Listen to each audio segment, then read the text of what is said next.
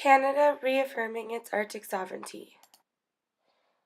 Arctic sovereignty is such an important part of Canada's history and future. This region contains 40% of the country's landmass, and Canada has over 162,000 kilometers of Arctic coastline. It is home to over 100,000 Canadians and an Indigenous population across the region.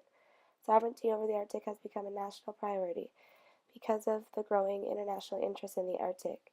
This is due to resource development, climate change, control of the Northwest Passage, and access to transportation routes.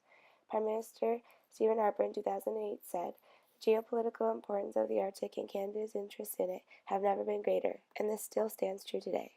The changing physical environment complicates the issues of Canadian Arctic sovereignty and security. The warming Arctic makes it more accessible for the international community. This is becoming a test for Canada's ability to ensure this region remains protected. I propose that it is vital that we make the Arctic one of our main focuses in next term because of the region's growing importance to the country's economic, social, and environmental future. Parliamentary Secretary for Global Affairs Pamela Goldsmith-Jones delivered a speech on behalf of Minister Dion to mark the 20th anniversary of the Arctic Council in September of 2016. She proclaimed, "The North is an essential part of our future and a place of extraordinary potential. More than ever, the world will count on Canada as a responsible steward of this great barometer of our planet. Northern resources, exploited responsibly, offer huge potential for increased economic development. But if these resources are exploited irresponsibly, it will become a disaster for not only us, but for all of humanity." When asserting our sovereignty over the region, extracting resources, and building infrastructure, we have to make sure that this is done responsibly so it does not jeopardize the environment and human and animal life within the region. We must make sure our policies enacted incorporate ways to lessen the effects of climate change. Prime Minister Trudeau highlighted in November of 2015, "No relationship is more important to me and to Canada than one with the Indigenous peoples. It is time for a renewed nation-to-nation relationship with the Indigenous peoples based on recognitions of rights, respect, cooperation, and partnership." Canada needs to ensure that its actions in the Arctic, both domestic and international, recognize, defend, and promote Indigenous peoples' rights, and to make sure that stakeholders within the Arctic uphold the same responsibility.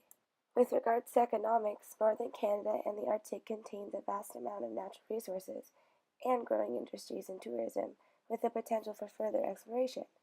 Arctic and non-Arctic states alike are looking to take advantage of the potential economic opportunities associated with the new resource development and the opening of more transportation routes.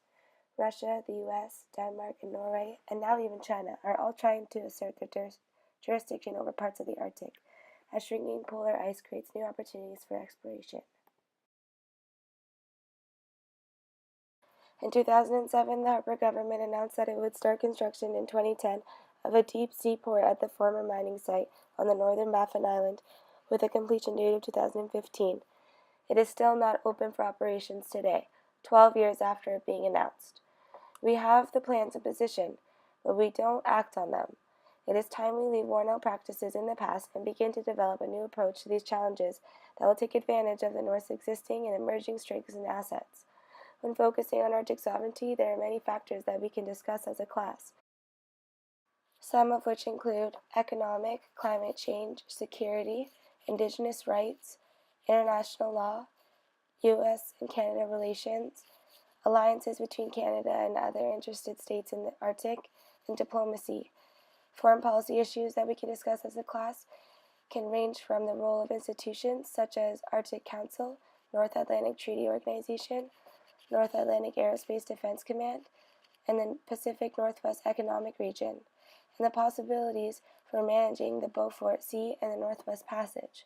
All of these aspects will challenge us to recognize the growing regional and global importance of Canada's Arctic and to develop strategic, feasible, and responsible ways in addressing these issues.